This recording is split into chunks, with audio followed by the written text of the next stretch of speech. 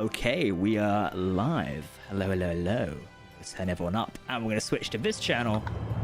And there we go. It's our beautiful Faces of the Enterprise music. Hello, everyone, and welcome to Trek Central Live for the last week of October. God, that has gone quickly. We've also got the Lower Decks Season 3 finale to talk about, but we have a special guest for today. Chris, how are you doing?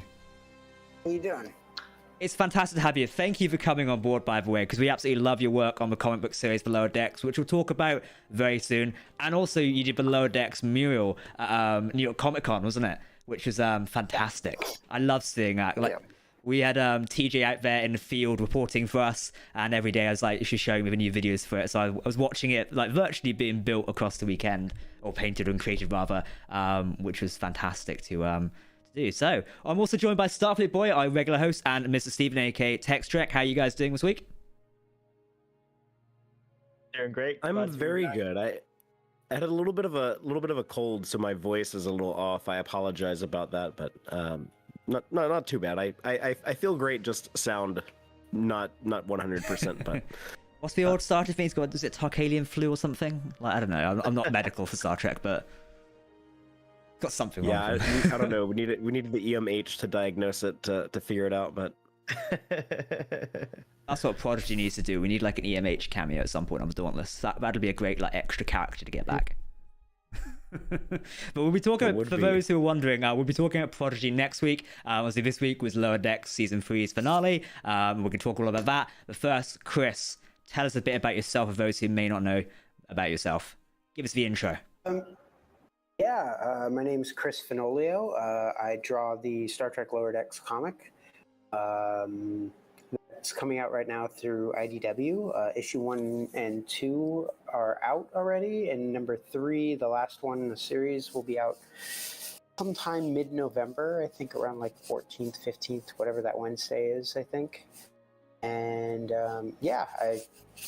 that's me. I draw comic books. I've done stuff for like Goosebumps and Star Wars and a bunch of other random IPs. I remember the Star Wars one because it was Tales from Vader's Castle, where there's Hera and Kanan in it. Because I was a big fan of Star Wars Rebels myself, so I remember reading that comic. It was quite a few years ago now, wasn't it? I can't remember the exact date, but yeah, it was a few years ago. Yeah, a couple of years ago. How time flies. Yeah, you're telling me. I did too. I did that one, and then I think last year they brought me back because they did like 3 series of that Vader's Castle thing. They did like Tales from Vader's Castle, and then it was like, I don't even remember, like another Vader's Castle series, and then the third one was like Escape from Vader's Castle or some random thing like that. And I did another story for that third one too. I was very excited. I got to draw Jackson, so I was very happy. Oh, very nice. It feels like they really like Vader's Castle at the minute, so they always do that one. Yeah. It's a great castle. This isn't obviously a Star Wars podcast, but I'm going to take the moment to say Vader's Castle is very impressive, and I would love to be there. Probably good heating there. It's probably warm, isn't it? It's not going to be cold.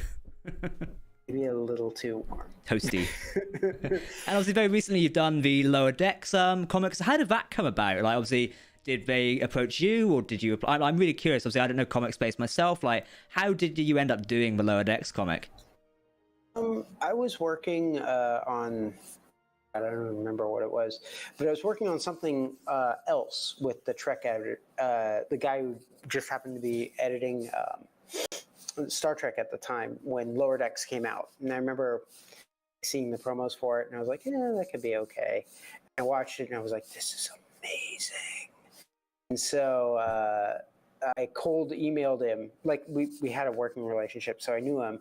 I cold emailed him, and I was like, look, I know you're the Star Trek editor, but if you guys ever plan on doing a Lower Decks thing, please just let me try out. Like, I know I might not get it. I know I probably won't get it, but just let me try out. He was like, well, we're not really planning on doing anything right now. And I was like, okay, fine, whatever.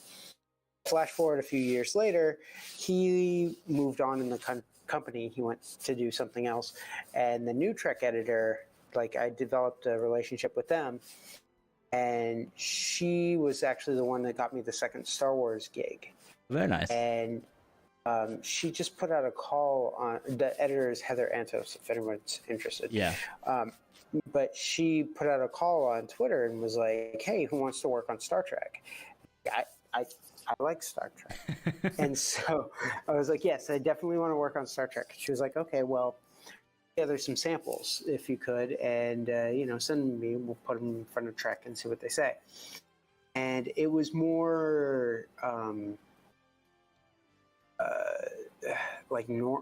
I don't know how to explain it, but like normal samples. Okay. So like things when you think of a Star Trek comic book, like in a style that you would kind of think of. So I drew like Michael Burnham, and I drew Saru, and I drew Captain Sisko, and I drew Captain Picard, characters like that. And I drew them in a more realistic, like normal Star Trek style. And once I was done with those samples, I sent them to her, and I was like, "Hey, by the way, if you guys ever plan on like a Lower Decks thing, let me know. Let me try out." She was like, "Hey, why don't you do a few more samples for me?" I was like, "Okay." And so I sent her the samples, and she, went to bat for me. Like she was like, "I really want this artist on the book," and yeah, they approved. They approved me on the book, and yeah, so and she told me, it's going to be Ryan North writing it, and I was like, Ryan, like the dude who did Squirrel Girl, the guy who won like a bunch of Eisners for that. And she was like, "Yeah, that guy," and I was like, "Wow, that's amazing. I mean, that's truly incredible." So yeah, it's been a really positive experience ever since. That's fantastic. Like, I've always wondered like how it comes about, like being assigned to certain like comic books and things like that, and it must be a real cool experience as a Trekkie yourself to come and like be doing Lower Decks as well, especially if you really appreciate this series. Like I know myself, Stephen, and so Haley, I love Lower Decks, and it's every week. It's like, what funny moments this week? So I've read issue 1 and 2 of the comic so far, and I've been very impressed with the story. And I know Dom, who's not here today, he's still at Comic-Con, is reviewing them for our site, and he's been really enjoying it because we get messages in the work chat going, "Oh my god, they've done this with it this week." And it's like everyone's really enjoying it, which is good. Yeah. Like I said, the feedback has been really amazing. Like it's been way, like the reviews and stuff have been way better than anything I've ever worked on. Fantastic. So I'm very happy with the way that it's turned out, and the way that how much fans seem to really like the series. Fans are very connected. Like, so hey, this is something you've noticed before, isn't it? How dedicated like and connected fans are to Lower Decks, and you've mentioned it a few times before, haven't you? Yeah, totally. I agree. And actually, I hadn't read the comics till today, and I have to say now I'm hooked, so I got to read all of the issues, which is really cool. And your art style is awesome. Like, of course, it's faithful to the style, but it also has like your own like style of kind of in there as well, which I really appreciate. I don't like it necessarily when it's just like a mimic, So well, I mean, my goal for the series was like, I don't really like normally I just don't draw like that. That's just not, what comes out. But like I wanted to do, my goal was like, I want to take the TV show and I want to put it on the page. Like, so it not like, if you read like X-Men, for example, someone in your room. It's a ghost, quick! It's so hard not to like call attention. That's Paramount PR coming in to say, "Don't ask the next question." I don't know why that happens, but I muted. We'll have to give you a bunch of Star Trek spoilers. They're coming to take you out. It's funny. Someone asked at the weekend.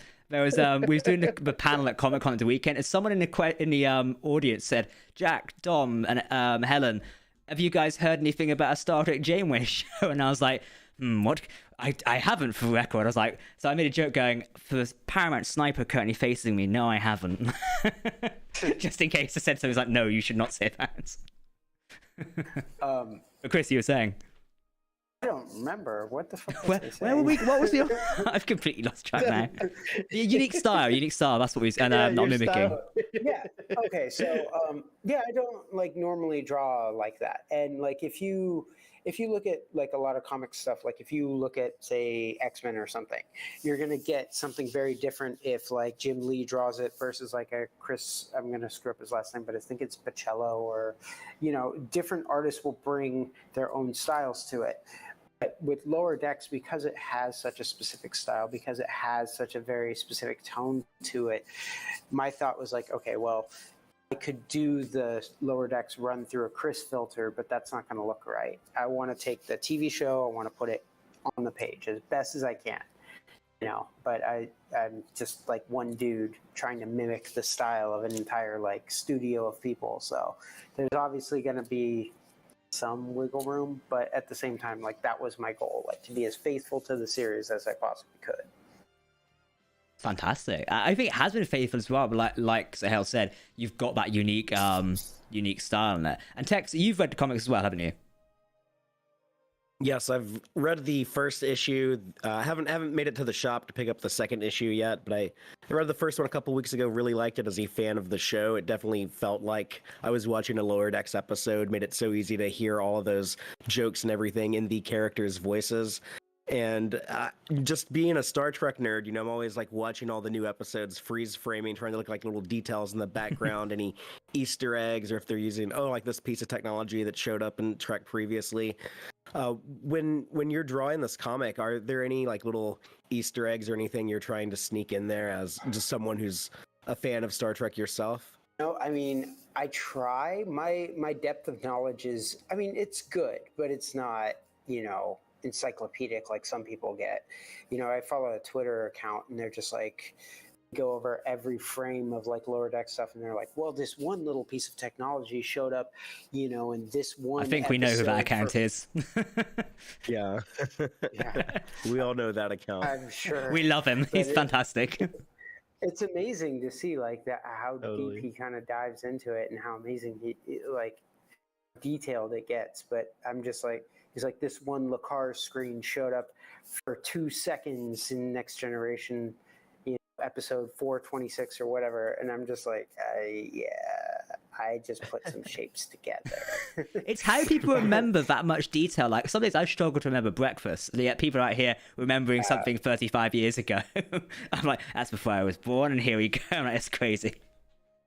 Yeah, but I mean, I do go back and like I reference things. So you guys like read the first issue, for example, and they go to the Sherlock Holmes holodeck thing. Like that's very highly referenced from the Elementary My Dear Data episode, Yeah, like down to like the windows and like the you know, as much detail as I could put in there, I tried to put in there. I love the flashback panel, and you see Moriarty in the window there, like looking at Data and Geordi and Dr. Pulaski. It was a really cool panel. Thank you. That's Appreciate exactly the kind of stuff. Yeah, it's great that you did that. Well, that's a good point you brought up about the show. You know, they have an entire studio to, you know, make that show look so good. Did the people up in Vancouver at Titmouse Studios, did they like share any assets with you when you were working on this licensed comic? Were they like, yeah, here's like some visuals that you can use? Yeah, they were. I mean, whenever you work on licensed comics, like they'll give you some stuff, but I mean, they've gone way above and beyond. They shared, like, for example, they gave me a 3D model of the Cerritos. Oh, wow. To use. Yeah. And like most shows or most licensed comics, they'll send you like 2 or 3 screenshots or something and be like, oh yeah, good luck. No, they did that. They sent me turnarounds for all the characters. They sent me like visual assets for like shuttlecraft and phasers and tricorders and stuff like that. And if I needed more stuff, I could always like go back to them. Well, back through IDW to them and like ask. But a lot of it, you know, I'm trying to grab from screen. Like, there's a pretty good screen cap website, and I've been, you know, referencing pretty hard. We're just going back and rewatching the episode again and again and again and again, trying to capture a screen cap on that 1 second just to get that one airlock door just right. Oh, nice. I mean, that attention to detail is right, what I'm Star sure, Trek yeah. fans love, isn't it? Like, Trekkies love the attention to detail. Like, I saw a tweet in a week where it was tweet in a week. That's a segment we should have, tweet of a week, comparing like the escape pod from the latest Prodigy episode to the one from First Contact. Like, that's just the detail. Like, obviously that's also artists in the show, but it also shows how fans appreciate the level of detail as well and how well it connects to each other. And it's one of those things where like you always find more or things that you messed up later on. So like one of the things in issue 3 is, so if you look at the Cerritos, like if you're looking on the bridge at the view screen, there's like the two ops and Helm or helm, nav or whatever. Yeah. navigation is on this side, ops is on this side, or do I have that backwards? Navigation ops. If Don't you're worry, looking we're at not the gonna. view screen. I don't know. But there's maybe Fathery knows that. There's Data's on the right. Oh, okay. No, it is on the left. no, If you're looking at the okay, if you're looking right. at the bridge. Okay, if you're looking at it. If you're Picard and sitting in the captain's chair and looking at the view, Then it is on the left. And then he's on the right. then he's on the annoying. captain's left. Except for an encounter at Farpoint where they had it swapped around. They did, didn't But they? there's Yeah. a third little screen in the middle, and I think it's on the Enterprise D too, but I think it's definitely on the Cerritos. And I thought it Right. was just like a standard Lacar's display, so it had like those little like weird shaped buttons and stuff. And so I put that in there. And then I was watching actually the season finale, and it's really just dots moving together the whole time. I was like, oh no, people are going to yell at me. But luckily I was going over the PDF. So they send me the PDF before, other people get to see it, so I can like review it and stuff. And they covered it with a word balloon. I was like, yes. Save the day, Ben. I was like, Nice. oh, thank God. It is funny, those little Thank you for covering details. up my art. It is funny, like you mentioned that. I remember seeing it in Next Gen and stuff like that, but I don't remember having dots going across it. But it's those tiny little details you only notice if you're really, really looking at it. Yeah, and like the second I saw it, I was like, oh yeah, it is like that on the D, isn't it? And then I'm just lucky that someone covered it, but you can file that stuff away. So if I do another series, like, I definitely know what that bridge looks like, I guess. I mean, Lower Decks now, obviously, we'll discuss the season 3 finale in a minute. And Chris, have you seen the season 3 finale, I presume? I have. Perfect. Yeah, I finally got around to watching. There's a season 4 on the way. We know Mike McGann is working on that currently, and maybe it'll be out maybe next year. We don't know yet. But that means Lower Decks is constantly expanding as an overall series, and seems to be doing really well with the Star Trek community at the minute. So I think there's always the chance of another like potential Lower Decks comic. I mean, Picard's had 2 now, isn't it? We had the first Picard comic, and we've just got Stargazer at the minute. And I wouldn't be surprised if they do one straight after Picard season 3 ends. So IDW are very keen on their Star Trek comics, and fans love them as well. Like I got into Star Trek comics years ago, but predominantly when we started reviewing them on the site, and I love reading them because even though like Jacob, our comics master, does reviews, I still read the PDFs. And I was like, I'm going to read it anyway. I'm just not writing the review. Let's see if I can write a theory article out of this one. Which is amazing. So yeah, gents, why don't we discuss season 3's finale? Because that was a big thing for Lower Decks, and where the story goes from there onwards is going to be a big question. So Chris, what did you think of episode 10 of season 3? Terrible show. I hate it. That's I don't know why cancelled. it's still on there. They should have canceled it. Can't believe I've done this. Should just cancel it and just start doing more seasons of Enterprise, personally. Well, to be fair, now you say that, I wouldn't. If we had to lose one show for like Enterprise season 5, that's a tough question, isn't it? That's not a question. It's a sacrifice. Enterprise wasn't. It's not a bad show. It just has a bad theme song. I like season 4, but yes, I hate that theme song. You know what's funny about that, Chris, is there's been kind of a reversal on that, where a lot of, I guess, like maybe younger people who grew up. I feel being called out here. Maybe thought it was. Maybe like they didn't catch how like unusual it is to start a Star Trek show with a cover to a song from the Patch Adams soundtrack. but yeah, like there's people who unironically claim to enjoy that piece of music. Now, Hey, I don't I understand enjoy how that is piece of possible. music. Yeah.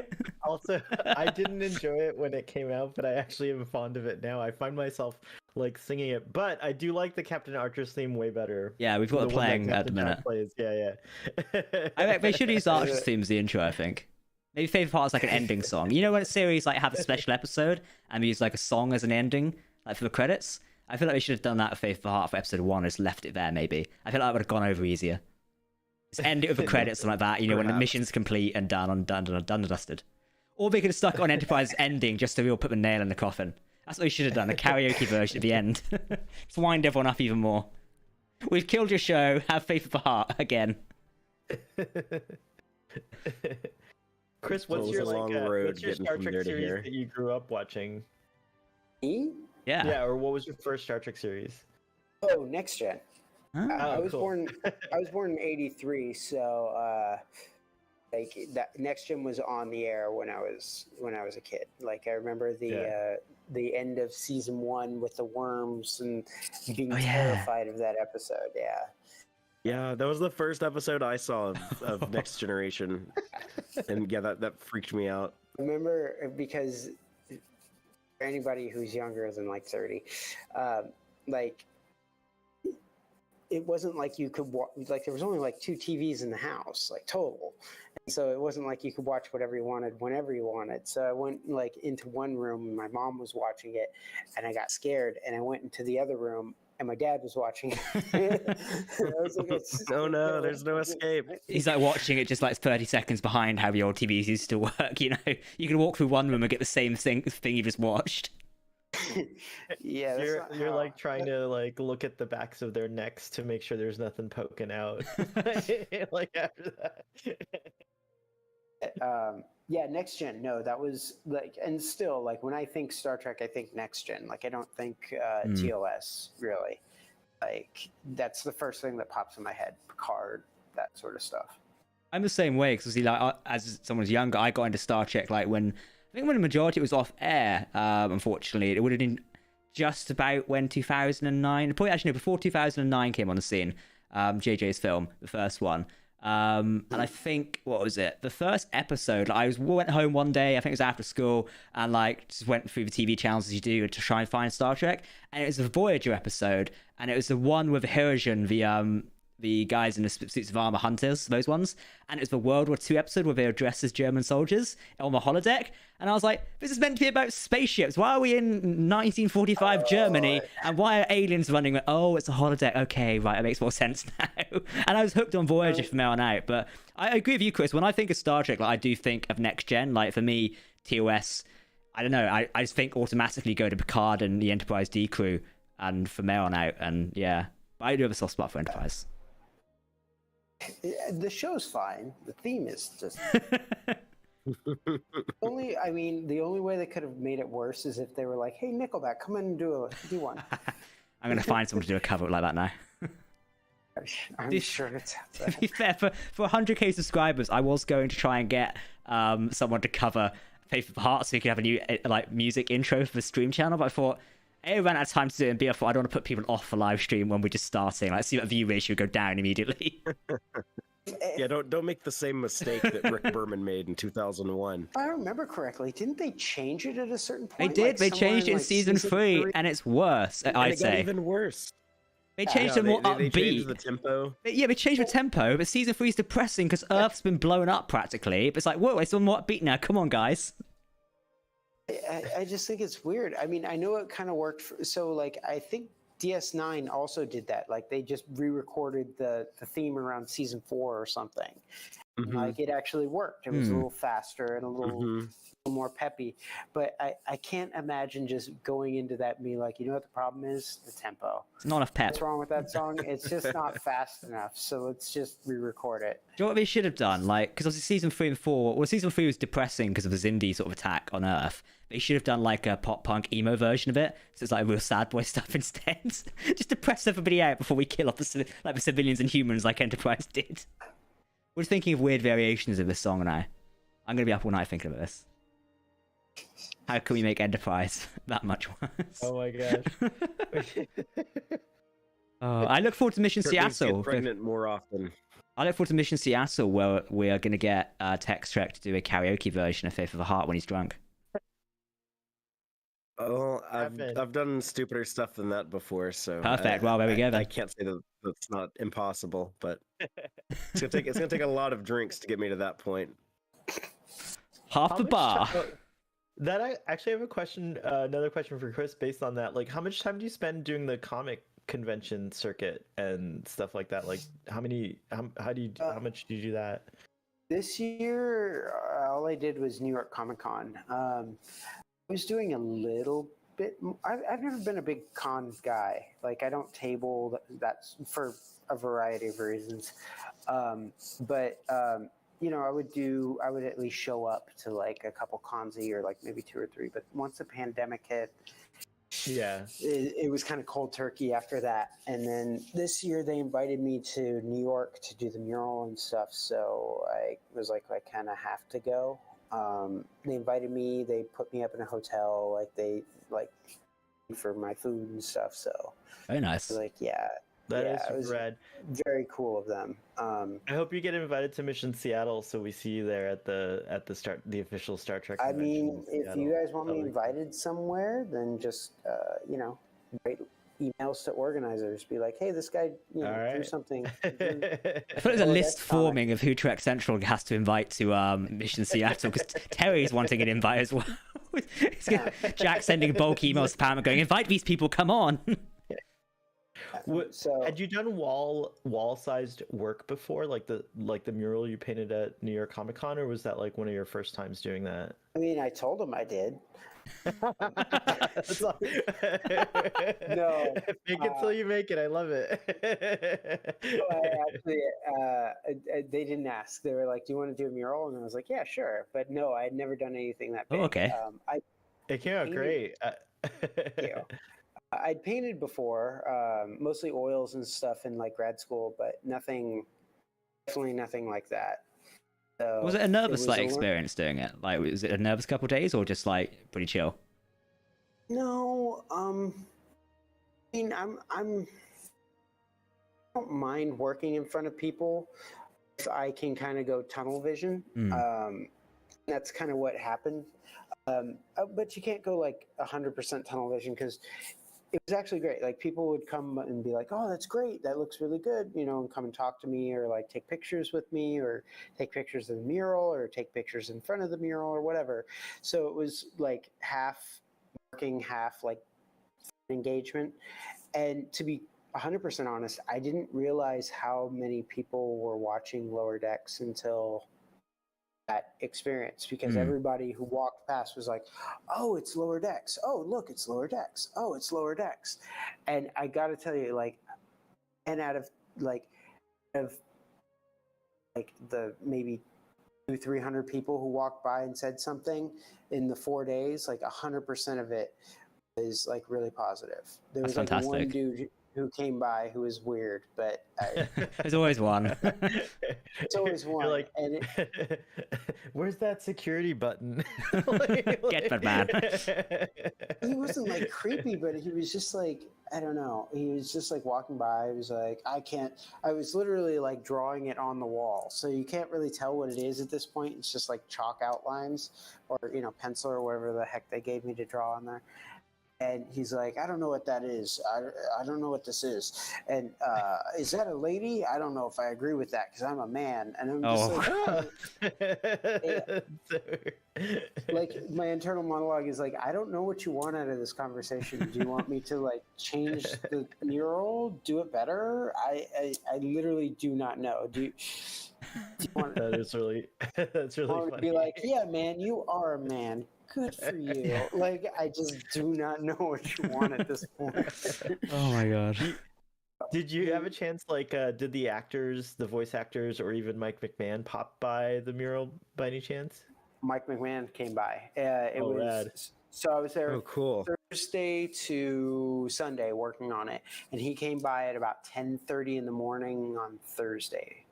So like right as the con opened. That's awesome. He came by and he was like, "Chris," because we I've never chatted with him outside of Twitter, but he knew they run all my pages past him. He Oh, approves okay. everything. Oh wow, great. Goes out for the Trek book. And so he knew that I was the artist on the book, and he was like, Chris? And I was like, oh, dude. And he like introduced himself. He's really sweet, really nice guy. And he was like, oh my God, dude, I thought they were going to have you do like a digital drawing mural on like a big like Cintiq screen or something. I didn't realize it was going to be like an actual like mural that you're painting. And I was like, oh yeah, man. He was like, dude, that's crazy.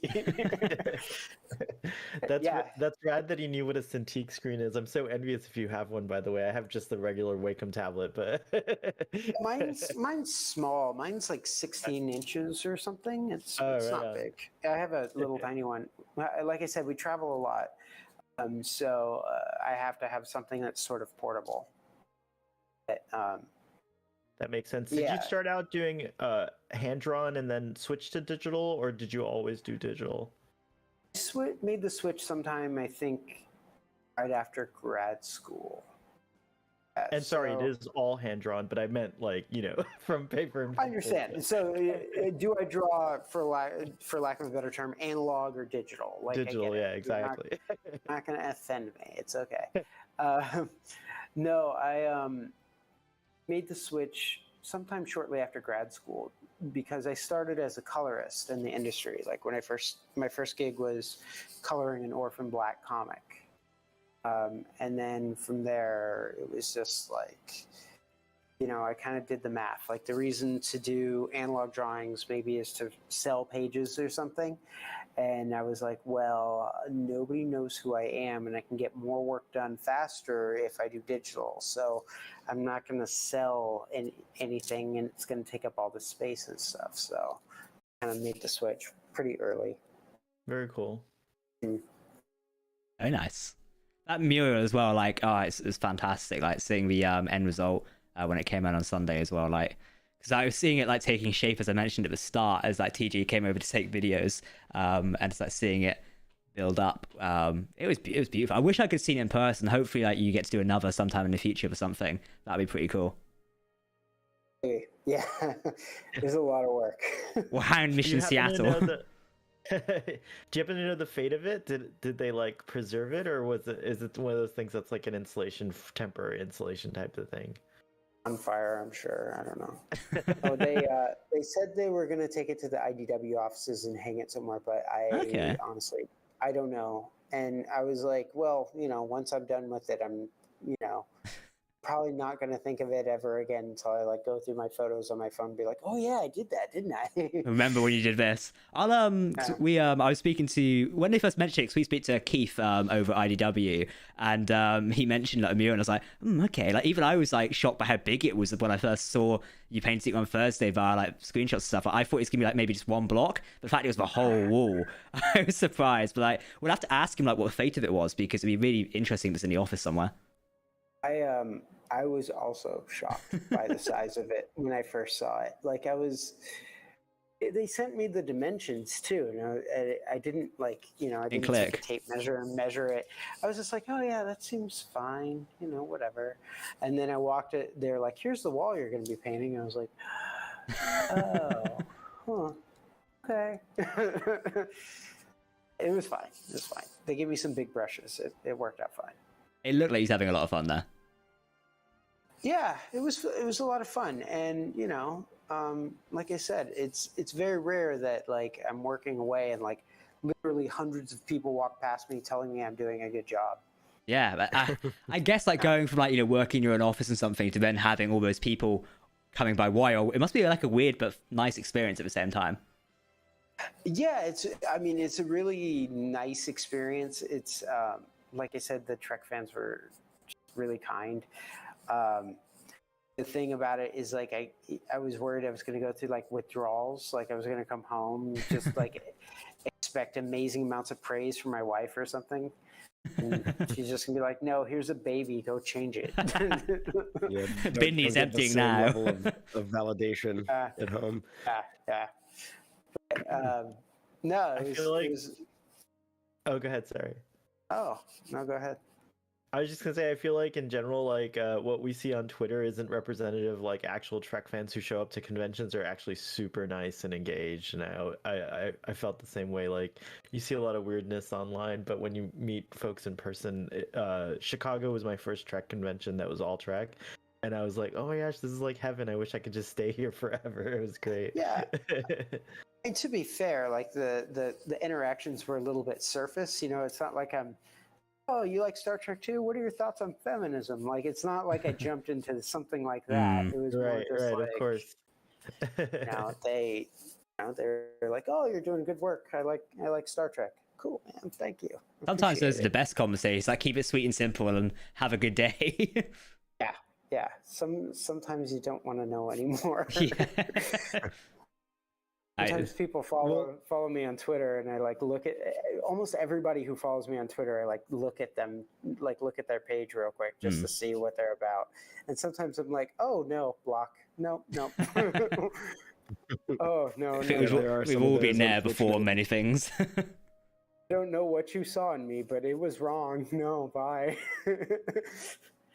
Let's pivot to Lower Deck Season 3, because we've got a large tangent there, but a worthwhile one. Chris, you've seen the end episode. What did you think of it? Like, on a real, what did you think? I really liked it. I liked that it tied up a little bit of... I mean, I didn't feel like there was loose threads throughout the season, but I liked that it tied things together, like the things with the Admiral, for example. I just really like it. There's a part of me too that I can spoil it, right? I can we're past the watershed for that one there. Okay. I like the fact, this is a personal thing because I'm from California. I like the fact that it's very California versus Texas. I don't know why. That just makes me very happy. And just, it gave plenty of backstory, and it seeded a lot of things for the future. Like, Paul, is that her name again? In Enterprise? Yep. Oh, do you mean in this episode? It's T'Lyn. No, in this episode, T'Lyn. T'Lyn, yeah. I saw her on your. I love your Twitter banner, and I saw you have T'Lyn in there, Data. In there, yeah, it's very cool. Oh, and you used T'Lyn in your Star Trek number 400. It's the same cover. It's the same thing. You guys are talking about the same thing. I use the 400 cover as my banner. It's because I'm lazy and I don't want to draw a bunch of. It's a good banner. Like I know it's really Picard as well. Yep. There's a lot there. Is it Garak in it, or is it another Cardassian? Is it Garak or? It's Garak talking to Sulu. Ah, okay. Right. Yeah. They actually, I did like a little tweet thread about it, but they actually recommended putting T'Lyn in there. Like there was a little blank spot next to Mariner in the initial thumbnail, and they were like, "Oh, you should put T'Lyn in there." I was like, "Okay, sure." Like I kind of knew that she was gonna. I think everybody knew that she was gonna show up. Yeah, eventually. it was confirmed by Mike ahead of time. I think it was one of those comments just slipped out, and then the wiki knew of it ages ago. I think if you watch that episode, it's pretty like the episode where she's like introduced. It's pretty obvious that she's going to show up eventually. But I like that she shows up. I don't know. I just thought it was a really good episode. I like that Shaxs got to shoot out the warp core. I really like that Boimler. There's like this whole character arc for him. He's like bold Boimler now, and the fact that he got up from his seat and told everybody to shut the fuck up and listen to Shaxs is just amazing to me. I just love that little piece right there, and I just thought it was a really, really strong closer for the third season. I definitely agree. Like, it's it leaves a lot of questions for like what could be coming next in the pipeline for Lower Decks, and I'm sure fans are already theorizing about what's going on. I know Mike's probably letting some things slip already, as I've seen some interviews or some headlines starting to circulate, but I think those California class ships turn up as well. I only realized this today. It feels like they might be riffing on Picard season 1's ending, where all of the Zheng ships turned up at the end to save the day, and then all the California class. So, but obviously it was done a little bit. I think we're used to it now, but it was still really fun to see all these unique sort of like starships and how they went against the Tex class. Also, I really liked how Admiral Bonamigo pronunciation. It took me 10 minutes of more to learn that pronunciation this week. I was doing our review. I was like, Bon Amigo, and I got it right. And I think there's a clip in our review of me going, thank fuck for that. But no, seeing his character progression throughout the season was really cool. And I liked his character. It's a shame he did get off at the end, but like I did really like his character. But yeah, like I think the only bit about the episode that sort of had miffed was like it felt like Mariner leaving the Cerritos in the previous episode, then immediately coming back this week. I don't know. I feel like we could have done maybe if she left an episode early or something. Maybe it would have stretched out a bit more and made her leaving a bit more impactful, I thought, to the story. But I see how they wanted to do it and why. I think if they had two things. One, on that point, like I think they needed one more episode in the season, maybe, to kind of explore what Mariner was doing and why she decided to come back versus. I mean, I think that whole arc was probably screen time, maybe 5 minutes, something like that.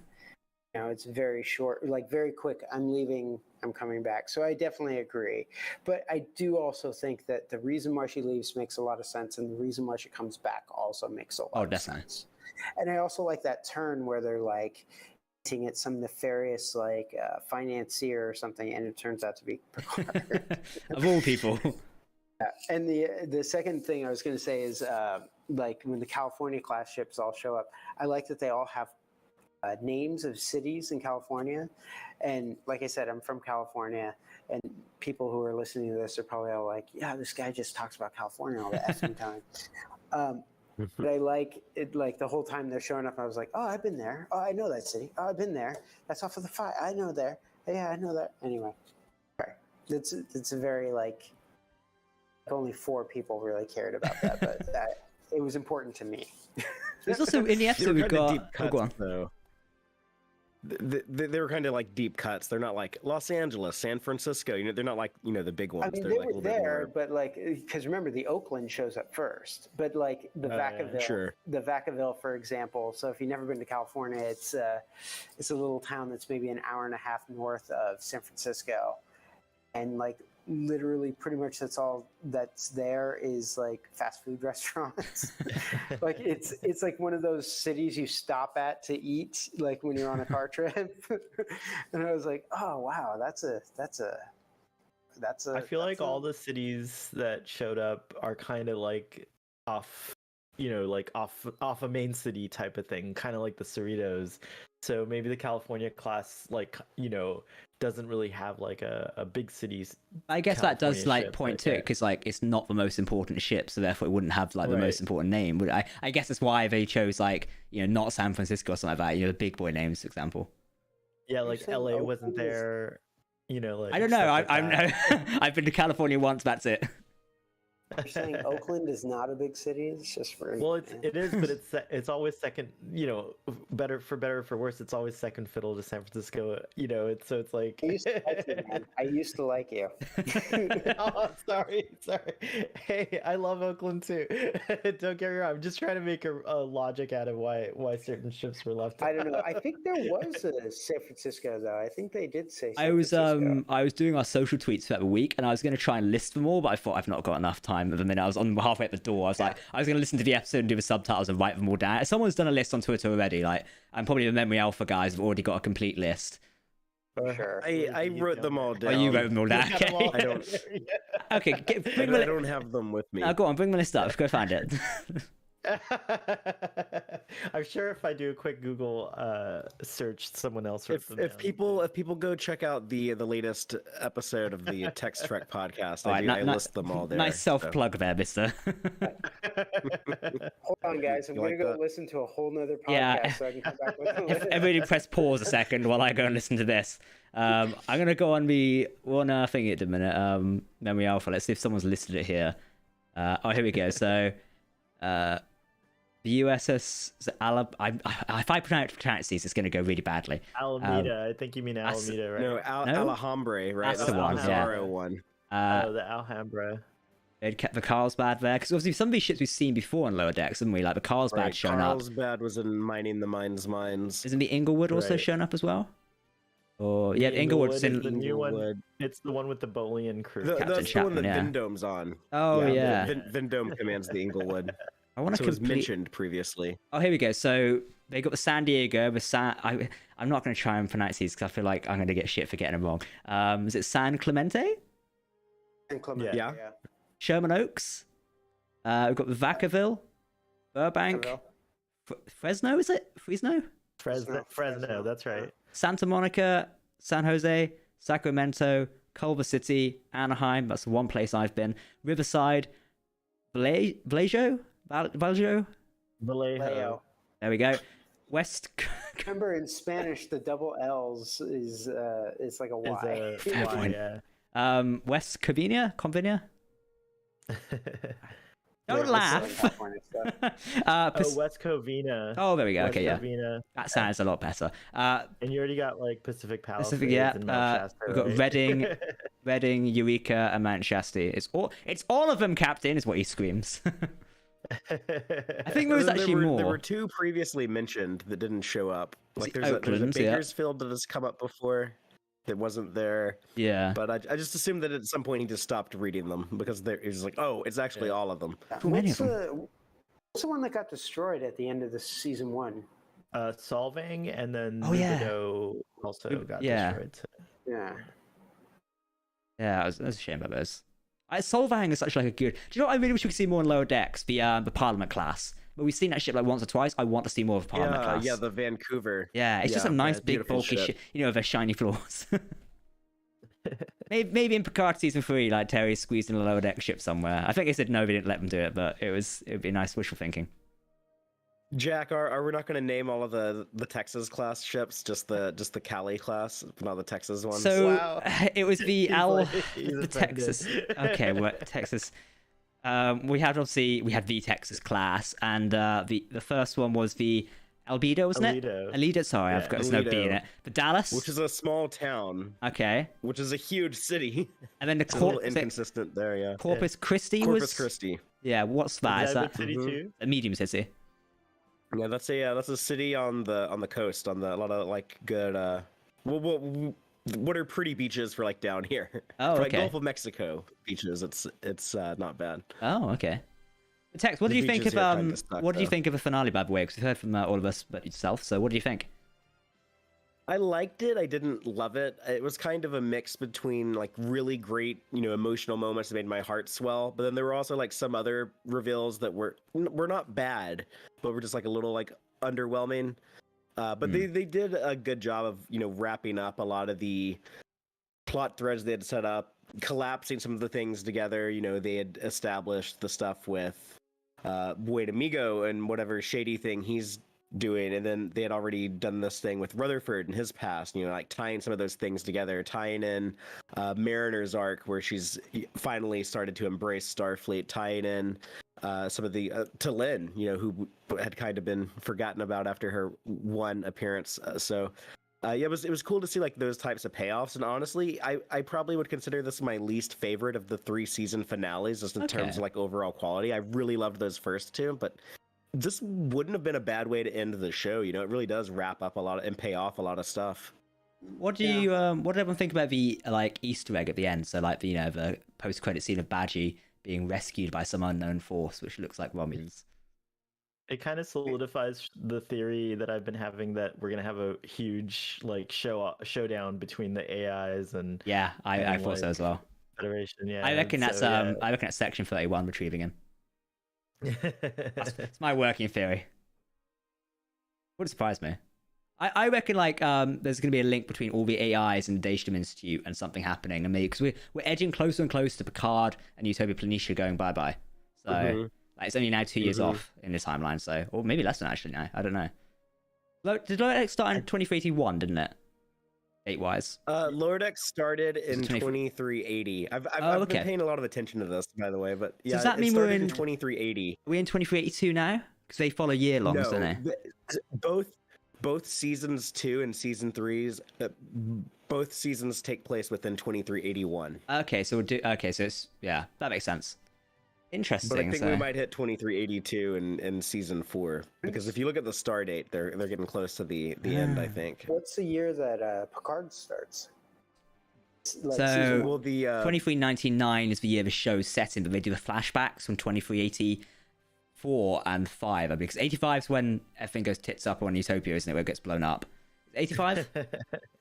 It's either 85 or 86. I Yeah, forget, and then what are the others? the 86 Utopia. When does Romulus collapse? That's 86. 85 or 86, right? I'm going to bring up the bloody timeline. Right. Memory Alpha 2380s. I can't keep it. I honestly, I can't keep it all straight. It's a lot. Okay, here we go. So, that's alternate timeline. Never mind. But Memory Alpha has been getting the years and stuff wrong quite a bit. Oh, okay. So Picard is promoted to Admiral in this decade if he wasn't promoted in 2379. So that makes sense. So if we jump to 2381, Lower Deck, you're right. Lower Deck does take place here. The Titan's off doing its own thing. Okay, now hang on. So actually, Tech's Lido launched in 2381. So even season 3 is in 2381 as well, like you mentioned. Right. Yeah, Lower Deck started in 20. So all 3 seasons of Lower Decks have been in 2381 so far. Interesting. Well, the first season was 2380. Is it? I mean, Yeah. does it say it here? And you actually see in season 2 finale, when Rutherford is like purging the memories and stuff he's trying to delete, or like he's like trying to close all those pop-up windows that keep popping up. One of the memories he has flashing around in there. This is like the first time it teases the Buen Amigo stuff before we knew it was Buen Amigo. But one of the memories that flashes by is him and Tendi celebrating New Year's Day when it switched from 2380 to 2381. So 2384 is when Janeway's searching for Chakotay aboard the Protostar. 2385 is where, so he's right, that's where Utopia Planitia goes tits up and everything falls apart. And that's where also Picard resigns. So that's technically the first starting point for Picard as a series. But obviously, to answer your question, Chris, the series does start in 2399. And I believe season 2 is 2401 or 2400, I think. I never know, actually. Dates are so confusing these days. Yeah, 2401. That's when, and I think season 3 is, it's not been confirmed yet, but I think it's another jump slightly. It might be a bigger jump, I'm not sure. Yeah, probably just a year, 2402, I would think. 2386 is when Icheb gets his eye lost, and a bit more. In that very gruesome scene from Picard. Chris, have you seen Picard as well? Yeah, I'm all caught up on Trek at this point. Fantastic. Are you looking forward to season 3? I say this without getting fired. The trailers for Picard seasons always make me very excited. The seasons for Picard always... I know what you're trying to say, I think. They're fine. Yeah, I think we know what you want to say. No, I in some ways I agree, to be fair. I think we had the same thing with season 2 in a bit, where it was very exciting trailers. But then, like, as we was watching it, it did slow down a fair bit, and it's like, okay, cool, we're just... Not much is happening this week. One of the things I think that Lower Decks has going for it is it's a tight 10 episodes. You know, every episode's a half hour, so everything is just like, you know, really slammed together. You were talking about earlier, like, you know, how it tied all these threads and things together. Maybe it felt a little fast, but I mean, they kind of have to. They have 10 episodes. They basically have 5 hours for a season. Get all this stuff in. I mean, there's you know, if Zack Snyder had his way, Justice League would have been that long. So, like, Picard, though, it's like an hour, and how many episodes is it? It's like 10 or 12 or something? 10, yeah. Yeah, and it just feels like it's too much. Like, if they were able to cut down the episode lengths to, like, 45 minutes or something, kill maybe, like, half the storylines, it would be much tighter, much easier to watch, but... Every episode is just like, okay, who's this new character introducing on episode 8? It's not going to matter at the end of the season. Yeah, some do come in out of nowhere sometimes. That is a bit, it's a little confusing. Anyway, it's just a very messy show, and it kind of hurts my head to watch sometimes. Season 3 is under the direct supervision of Terry Matalas, the showrunner.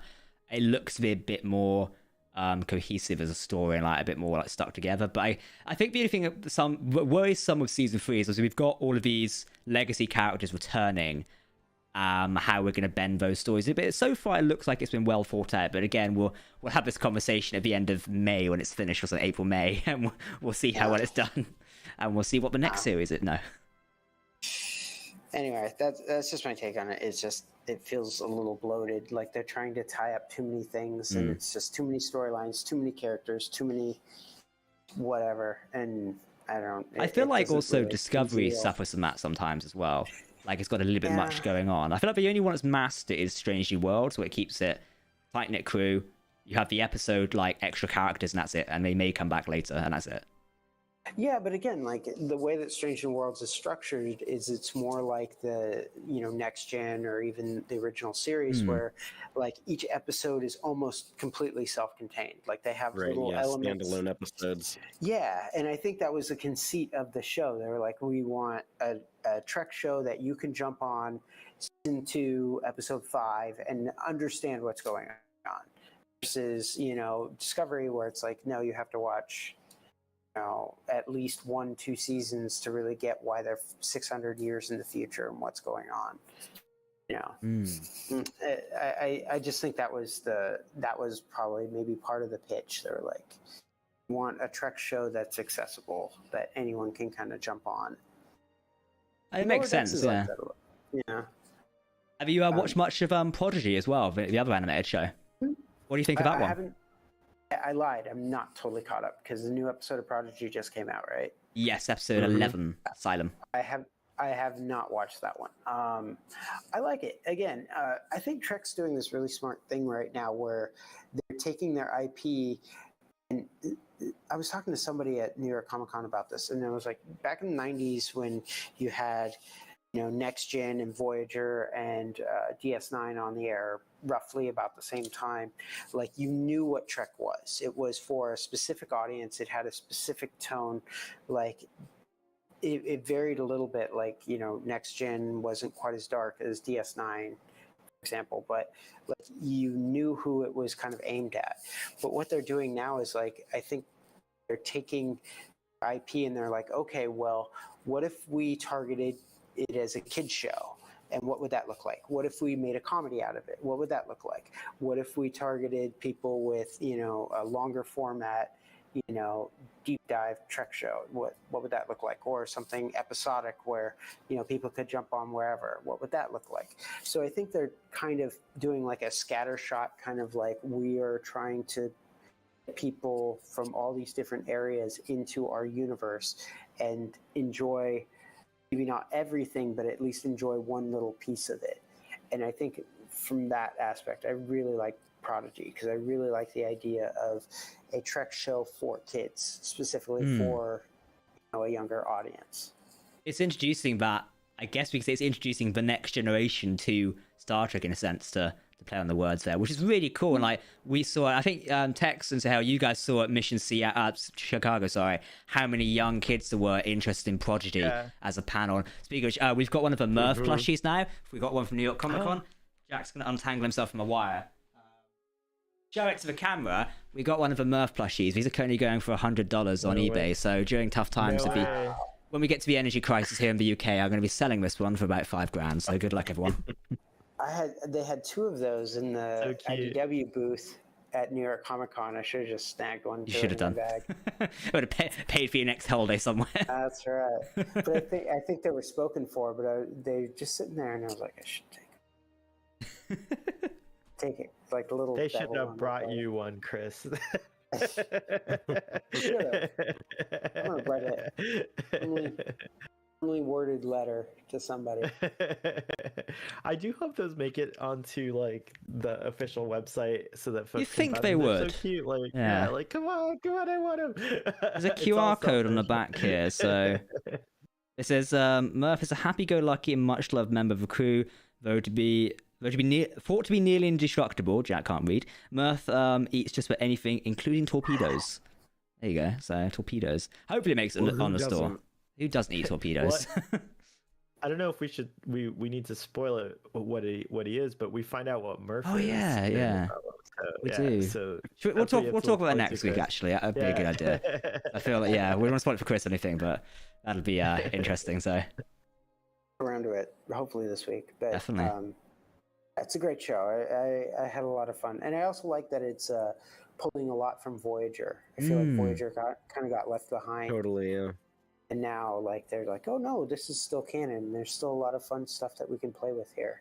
Because making those connections to the Delta Quadrant, i.e. then Voyager as a series, and like it's put like obviously in episode 1 we had the Kazon, which is great to see. That's always one species I love Voyager introducing, but then they kind of left them behind, which made sense because they were going through different areas of Delta Quadrant. It's like as you travel through the UK or America, you leave behind different cultures and different groups of people because you're journeying on. So Star Trek actually left behind some species in Voyager, but it's great to have one of them show up in the latest episode or in the first episode of Prodigy, which is really cool. And I think it was either Aaron or the Hagen brothers who said recently that the reason there's so many like alpha and beta quadrant species in Prodigy is because since the collapse of the Borg collective, natural species have started to use their transport conduits to travel around like they do in Discovery. That's why all these alpha and beta quadrant species are popping up in the Delta Quadrant and such, because now they've got access or they're accessing the Borg transport conduits. That's a mouthful. You get my point. Bit of flaw there for you. That's a really cool way of that's a cool way of like progressing your universe and making it feel like the Star Trek universe, that galaxy. It's like a real place where things happen, like the status quo evolves. And so now if we get to a point to where like it's more common that these other species are using the Borg transwarp conduits to get around and stuff, that would get kind of like, it's just like a slow like change, a slow like evolution of the Star Trek universe. I think that's actually a cool idea, and I would love if some of the other shows outside of Prodigy picked up on that and started showing that going on. Hopefully they do. Hopefully. Otherwise, it's just weird. If it only happens in Prodigy, like nowhere else is there like a Ferengi going from the Delta Quadrant to the Gamma Quadrant, but it happens in Prodigy and nowhere else. I mean, hey, they get around. And Voyager did do an episode where they discovered the two Ferengi who got trapped from Next Gen. Was it? So you remember Next Generation, the bidding of the wormhole, and those two Ferengi who were trying to do it and got trapped in the Delta Quadrant? Voyager then followed it up by showing them who they'd taken over a civilization as their gods or something, hadn't they? And just ballsed it up along the way. The Lost Prophets, I believe. Yeah. That was a fun episode, to be fair. Yeah, it was a fun episode. Yeah. Voyager did some fun stuff. It really did. Was that episode with The Rock? Oh yeah. Oh yeah. Yes. Yeah, I was discussing it with somebody in a bar last night. I had learned to be a WWF wrestler, basically. Well, what I forgot about was like when it was airing, like on the station it was airing, it like was either right before or right after wrestling, like WWF wrestling, and I guess UPN had Thursday Night SmackDown. Yeah, I remember that. And I guess the network wanted to tie the two in because they wanted people to you know stick around for wrestling or stick around for Voyager or something, so that's why they had that episode. That's wild. Yeah, it was kind of ridiculous. I remember like the commercials and stuff for it. Yeah, the promotional stuff they were doing for that was kind of ridiculous, but it's also just insanely fun to see The Rock and 7 of 9 fight. He did like the people's eyebrow and everything. Yeah. And I was just like, oh god, this is ridiculous. The crossover we didn't expect. Even at like 12, I was like, this is ridiculous. What is going on? Well, gentlemen, I think we've covered everything today, and we should probably wrap up. As I mentioned, it's quite late for Chris right now in your part of the world. I got to get up and get the kid to school tomorrow, so thank you. We will let you go in that case, but thank you very much for joining us, Chris. It's been a pleasure. And where can people find you online? What's your Twitter profile? At Chris Fenoglio is me pretty much everywhere. So Twitter, Instagram, at Chris Fenoglio. Fantastic. Well, thank you very much for joining us. And for those who are interested in reading the Lower Decks comic, its first 2 issues are out now, and the next issue's out in November. There is a link down below in the live stream and video description where you can pick up a full copy on Amazon when it releases in, is it March we said next year? May next year, yeah. I just looked it up. Perfect. In May next year. Did you have a date for it, or was it just May in general? 2nd, 2023, according to Amazon. Perfect. There you can pick up the complete collection. I think it's all 3 comics merged together, isn't it, in a nice bigger book, which is really cool. Yep. So you can pick that one up there, which is very nice. And look out for Trek Central soon, as I believe we have a couple of the Lower Decks comics to give away as we go towards December, which would be really nice. So that'll be something to get involved with. So keep an eye out for that one. Tex, Starfleet Boy, thank you for joining me as per usual. It's been a pleasure, gentlemen. Thanks. It was so much fun to meet you, Chris. Thanks for having me on, guys. Fantastic. Yeah, thanks for staying up late and chatting with us. That's all right. Thanks some to coffee. the I'm audience good. too. All right, everyone, thank you very much for watching. I've been Captain Jack here on Trek Central Live. We will see you next week where we'll be discussing Star Trek Prodigy, episode 12. And I've already forgotten the episode name, but it's fine. We'll put it out tomorrow. Good luck, everybody. Tex, do you know the episode name? Yes, it's Let Sleeping Borg Lie. Wow, there's a clue what's happening in an episode then, isn't it? Good luck, everyone. Live long and prosper, Trekkies. Might be We'll some see you Borg. soon. Goodbye.